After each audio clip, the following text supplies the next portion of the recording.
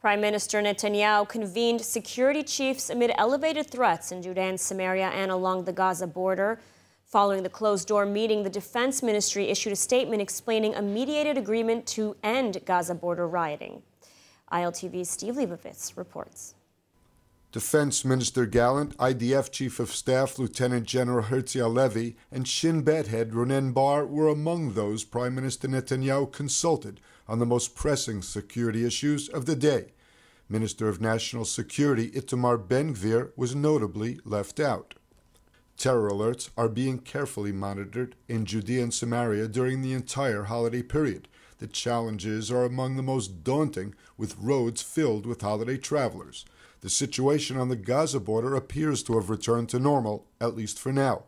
Palestinians had been staging near daily riots along the frontier, targeting Israeli forces with explosive devices, gunfire, and incendiary balloons launched into Israeli territory.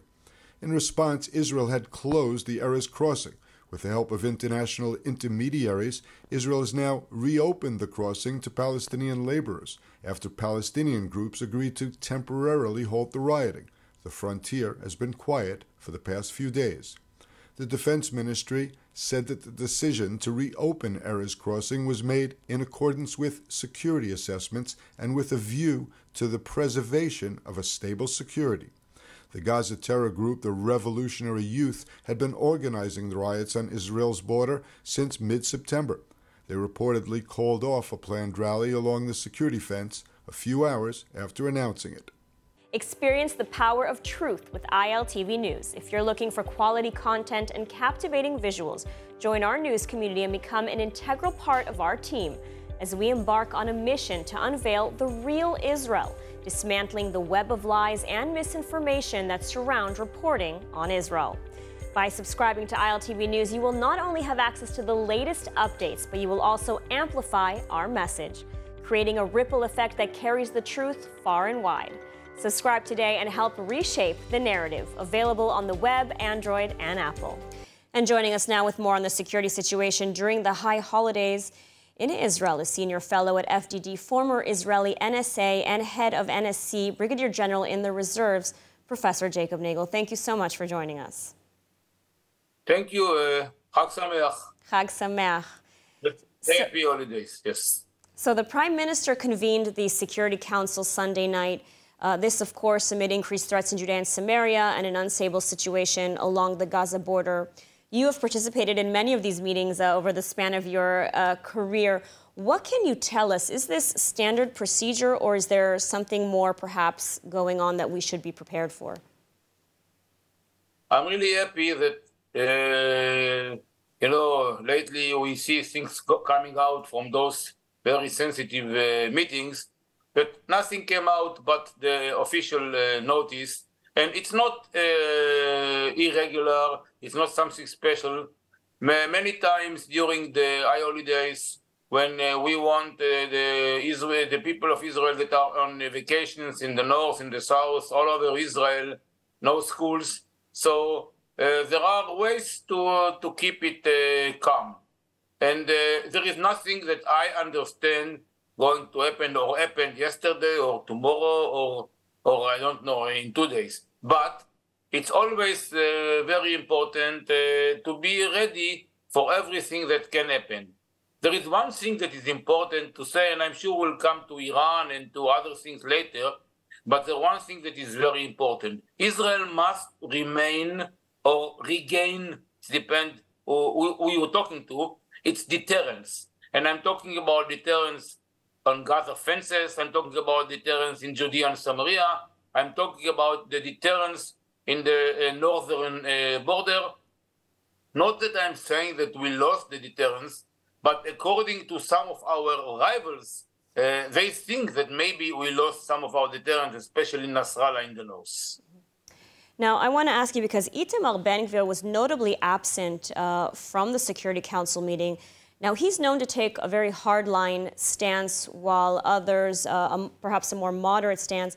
Perhaps, as you mentioned, the need to return deterrence, maybe his voice would have been welcome here. Sort of, maybe what's needed is a more hardline stance. I mean, what are your thoughts on this? without going into too much of politics, that you know that I'm usually not going to, I will take it very serious. The notice came out from the Prime Minister office saying that this was a meeting that talked about Israeli borders, mostly Iran, and things that can happen while Iran is trying to take Israel into a multi-front frontier, meaning not only Gaza, Judea, Samaria, Iran, Lebanon, Syria, and maybe other things. So the question again is not hardline or moderate.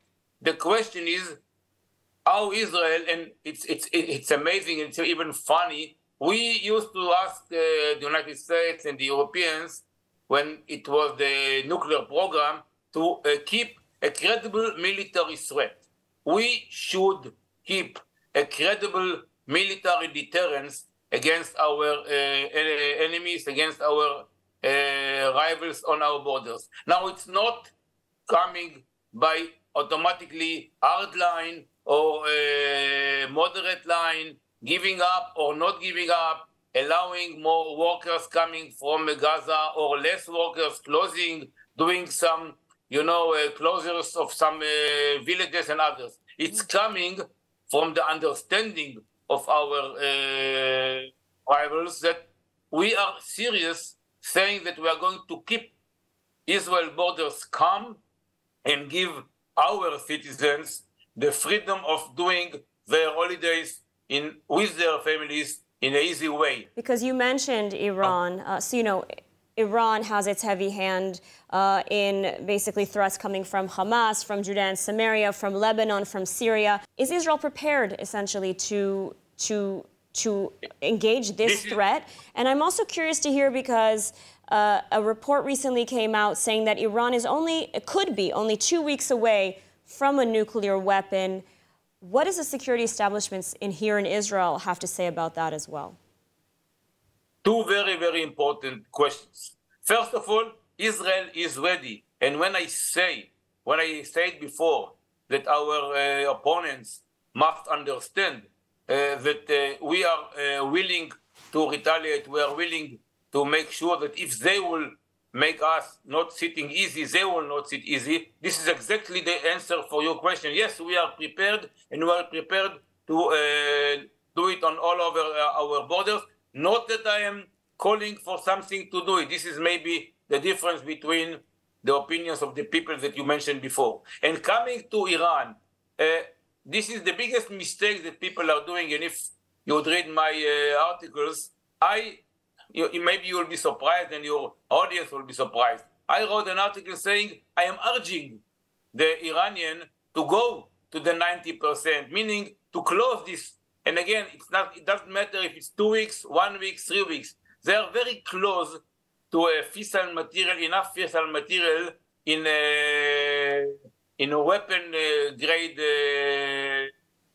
level. So the world should understand that giving them de facto, and especially the Americans, giving them de facto the ability and the agreement to continue enriching to 60%, that it's 98% of the time to come to this fissile material for weapon grade that you just mentioned, it doesn't matter. So I wish them to close these 2 weeks or 3 weeks or 1 week or 1 month, so the world will understand that they are closing on the nuclear facilities, they are closing on the nuclear program, and then maybe the world will do something, because everyone says that when they will go to 90%, we will have to do something.